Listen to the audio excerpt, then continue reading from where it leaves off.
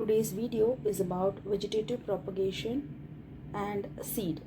In bryophyllum plant, on leaf notches on these edges, you find the many buds are seen produced, and these buds, when fall on the soil, they develop into an individual plant. So these are the buds. And the next one is a rose stem. So this is a cutting of a rose stem. So just you have to take a small thick size rose stem, and you have to cut it, and you have to plant in a soil, and you have to water it regularly. So later you can see that numerous you can find small leaves arising, and it later gives rise to branches. So this small stem gives rise to a new plant. And the next is buds in potato. So this is a potato. On this you find numerous buds. The green color outgrowth, you find the numerous buds. So just if you cut this small portion or this small portion, each and every that portion, if you plant it in a soil, it will start to give, it will grow into an individual plant. The same thing happens in the case of ginger. So it grows here. So just on taking this part alone and this part alone, just breaking it to small pieces and just planting it, each and every part will grow into an individual plant. The same thing in the case of onion. Just you take a small onion, and just you put it in a if you plant the same thing in a moist soil, so the root will start to develop, and you can find the onion plant growing, like it will start to grow into a new individual plant.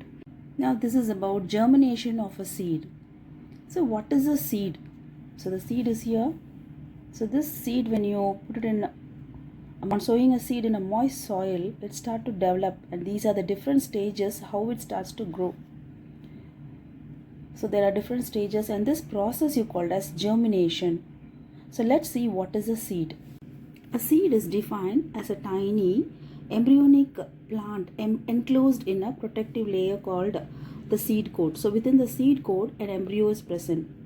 So which is capable under suitable conditions, it is capable of growing into a individual plant. A seed is classified, you can say, as it is either as monocotyledon or dicotyledon. This is a dicotyledon seed. So monocotyledon means single, that is a single cotyledon is there. Dicotyledon means you find two cotyledons. So just this is a cotyledon. So the part here, so when it comes to dicotyledon, you find two structures. So which has come out, this you call as dicotyledon. If it is a single thing, then it is monocotyledon. If you take the structure of the seed, so it's a structure of, if you just split the seed, germinating seed, split the seed, you can find structures like, you find the structure like this. So the upper part you called as a plumule, and this lower part you called as a radicle. So the plumule develops into a shoot, and the radicle develops into the root. These two things you called as cotyledons. They are quite thick and fleshy. So when you soak a seed in water, it imbibes water, and it starts to swell, totally absorbing water. So later, the next day when you split it, you find these two things are seen. So this is nothing but the cotyledon. So this fleshy part, it contains plenty of food. So this food is being supplied for the roots to develop and the shoot to develop. So what would be the question? So they may ask you, like they may give the diagram here, and they may ask label it, or you have to label and write the function of that. So what is that? What is a plumule and what is a radicle? I said it is a shoot part and this is a root part. So now we will find out the difference between radicle and plumule. So the radicle, it is a embryonic root of the plant. So it grows downwards. So whereas a plumule is a shoot part and it grows upwards. And it is the first part of the seed. So when a seed absorbs water, and when it starts to grow, the germinating part, only you find the root getting into the soil.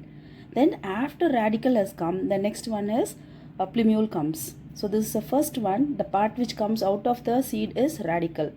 So your 1 mark question can come here. From the seed, which part comes first? That is radicle or plumule. So you should know it is radicle. Then what are the function of this radicle? So first function is it absorption of water and minerals from the soil, and next it fixation, that is it fix the it fixes firmly in the soil so that the plumule starts to grow. So this gives a like an anchoring part. The next one here, the plumule, once it grows up, the main function is photosynthesis. These are the buds of potato. So these are given rise to new shoots. So just if you cut each and every part, this will give rise to a plant, this will give rise to a plant. So all are given, so it's grown like this.